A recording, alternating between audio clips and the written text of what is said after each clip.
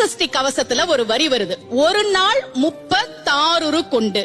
அதாவது கந்த சஷ்டி கவசத்தை ஒரு நாளைக்கு 36 முறை படிக்கணுமா. படிச்சா 7 மணி நேரம் ஆகும். நான் படிச்சிருக்கேன். ஆனா கலியுகத்துல கந்த சஷ்டி கவசத்தை ஒரு நாளைக்கு 36 முறை படிக்கிறதுக்கு நேரம் இருக்காதுன்னு தான் அதுலயே சூட்சுமமாக ரகசியமாக ஒரு விஷயம் சொல்லப்பட்டிருக்கு. முருகனுடைய அருளால் நான் தெரிஞ்சுக்கிட்டேன். அதை நான் உங்களுக்கு சொல்றேன். ரவண பவச ரரரரரரரா ரிவன பவச ரிரிரிரிரிரி, இதுக்கெல்லாம் என்ன அர்த்தம் நான் தேடி தேடி தேடி முருகன் அருளால் தெரிஞ்சுக்கிட்டேன். சரவண பவ முருகனுக்கான மந்திரம். இத 6 முறை சொல்லணும்.